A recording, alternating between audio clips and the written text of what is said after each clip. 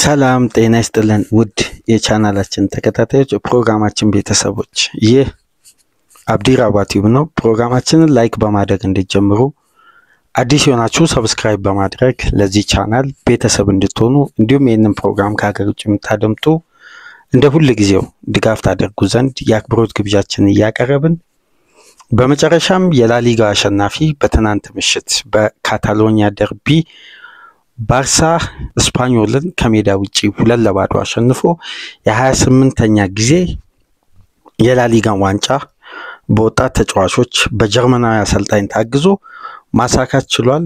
በጨዋታውም እንግዲህ 53ኛ ደቂቃ ላይ በግሩም ሁኔታ ላሚን ያማል ባርሳን ቀዳሚ ያደረገ 90 ሲደመር 5 ፈርሚን ሎፔዝ አስቆጥሮ ባርሳ 2-0 ማሸነፉን ተከትሎ በመጨረሻም የ28ኛውን የላሊጋ ድሉን ማሳካት ችሏል።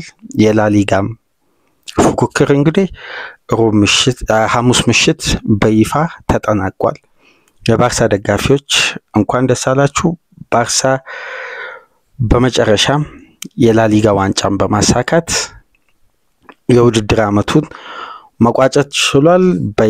በነያማል በነኤልሞ ፔድሪ በነጋቪ የታገዘ በነዲዮንግ ወጣት ተጫዋቾችን እንግዲህ ለሻምፒዮናነት ማብቃት የቻሉት ሃንሲ ፍሊክ በመጀመሪያ የውድድር ዓመታቸው በላሊጋ በስፔን እግር ኳስ ትልቁ ዋንጫ ሪያል ማድሪድን አስከትለው ያለፈው ሳምንት ማድሪድን 4-3 አሸንፈው በሜዳቸው አሁን እንግዲህ አድቫንቴጃቸውን ተጠቅመው ትናንትና ማድሪድ ማሸነፉን ተከትሎ ዋንጫው አልተጠናቀቀም ነበር በሂሳባዊ ስሌት።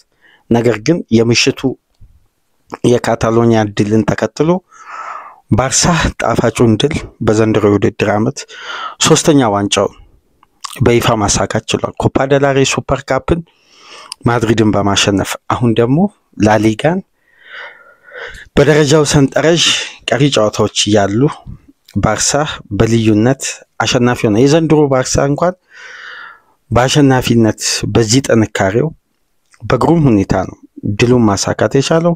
በ65 ነጥብ ከተከታዩ ማድሪድ በ7 ነጥብ ርቆ ሁለት ጨዋታ እየቀረው በ36ኛ ሳምንት ዋንጫውን ማሳካት የቻለውና ለባርሳ ደጋፊዎች አስደናቂ ምሽት ነበር። በተለይ ደግሞ ለዚህ ወጣት ተጫዋች ላሚን ያማል የዘንድሮ የውድድር ዓመት እንግዲህ ከዩሮ 2024 ጀምሮ ክስተት የሆነው ይሄ ስፔናዊ ተጫዋች እንግዲህ በግሩም ሁኔታ የዘንድሮ የውድድር ዓመትን ማጠናቀቅ ችሏል። ከስፔን ብሔራዊ ቡድን ጋር ዩሮን አሳክቷል። ከባርሳ ጋር 3 ዋንጫ በጋራ ማሳካት ችሏል። በዘንድሮ የውድድር ዓመት የያማል የውድድር ዓመት ነበር። ምንም እንኳን በሻምፒዮንስ ሊግ በግማሽ ፍጻሜ ያ ድራማ የተሞላው የ13 ግብ ትዕይንት የተመለከትንበት የሁለት የደርሶ መልስ ጨዋታ 210 ደቂቃ ውስጥ በልዩነት ከሚነሱ በተናጥል ከምናወራቸው ተጫዋቾች መካከል አንዱ ነበር። የዛ ጨዋታ ክስተት ነበር። ባርሳ ከግማሽ ፍጻሜ ውጪ ቢሆንም የላሊጋውን ድል ግን በያዘበት መልኩ ለመጨረሻ ጊዜ ቡድኑ ሽንፈት ያስተናገደው በአትሌቲኮ ማድሪድ ነው 2-1 ከ17 ጨዋታ በፊት ለተከታታይ 17 ጨዋታ 15ቱን አሸንፎ 2ቱን አቻ ወጥቶ በዘንድሮ የውድድር ዓመት 100 ግብ አስቆጥሮ ነው እንግዲህ ባርሳ በግሩም ሁኔታ ይሄን የላሊጋ ዋንጫ ማሳካት የቻለው። በሀገራችንም በርከት ያሉ የባርሳ ደጋፊዎች አሉ። በተለይ ከፔፕ ጋርዲዮላ ባርሳ በኋላ በርካታ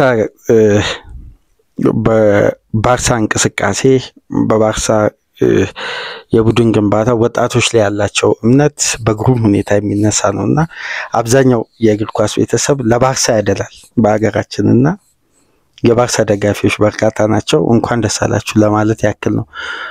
ነገር ግን ስለዚህ ወጣት ተጫዋች አንዳንድ ጉዳዮችን ለማንሳት ያክል ገና በ17 ዓመቱ 100 ጨዋታ አድርጓል ለባርሳ ገና 17 ዓመቱ ላይ ያለ ሜሲ በ17 ጨዋታ እንኳን 30 ጨዋታዎች ማድረግ አልቻለም። ሮናልዶን በተመሳሳይ።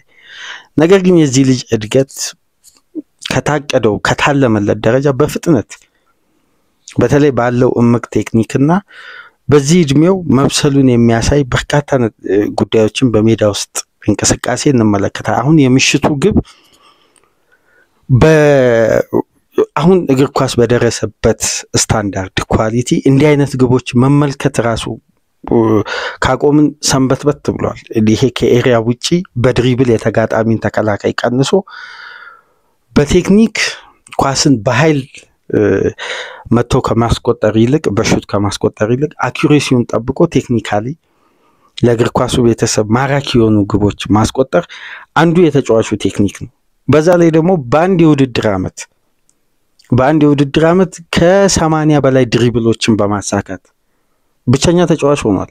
በ17 ዓመት እንዲህ አይነት የድሪብል ሪከርዶችን ያስመዘገበ ተጫዋች የለም።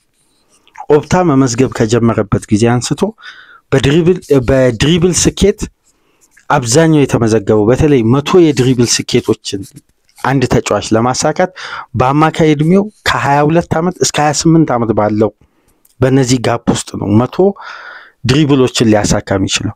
ይሄ ተጫዋች እንግዲህ ገና በ17 ዓመቱ ከ100 በላይ ድሪብሎችን ማለት ከ80 በላይ የተሳኩ ድሪብሎችን ማድረግ የቻለ ነውና የየማልና የአንሲ ፊሊክ የዘንድሮ የውድድር ዓመት በነ ፔድሪ በነ ፈርሚን ሎፔዝ በነ ጋቪና ዳንኤል ሞ በስፓኒሽ ተጫዋቾች ታግዞ እንግዲህ ባርሳ የላሊጋውን ዋንጫ ለ28ኛ ጊዜ ማሳካት ችሏል።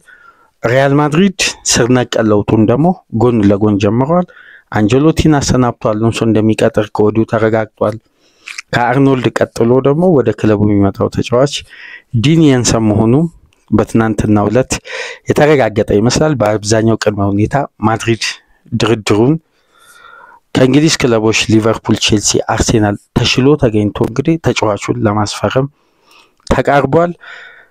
ማድሪድ ራሱን እያጠናከረ ባርሳ መሰረቱን ጥሎ ከላማሲያ ባሳደጋቸው ወጣቶች እንግዲህ የላሊጋን ዋንጫ በግሩም የውድድር ዓመት ከጀርመናዊ አሰልጣኝ ጋር በወጣት ተጫዋቾች ታጅቦ በ85 ነጥብ 2 ቀሪ ጨዋታ ያለው በ61 ንጹህ ግብ ከተከታዩ ማድሪድ በ7 ነጥብ ርቆ የላሊጋን ዋንጫ በምሽቱ በካታሎኒያ ደርቢ ስፓኞልን 2-0 አሸንፎ ሻምፒዮን ሆኗል። ለባርሳ ደጋፊዎች እንኳን ደስ አላችሁ እያልን ፕሮግራማችንን ላይክ አድርጉ። አዲስ የሆናችሁ ሰብስክራይብ በማድረግ ከሀገር ውጭ የምታደምጡ ደግሞ በሱፐር ታንክስ ድጋፍ ታደርጉ ዘንድ በአክብሮት እየጋበዝን በዝርዝር ጉዳዮች ቅዳሜ ንጋት ፕሮግራም ላይ እንመጣለን። ሰላም ቆዩ።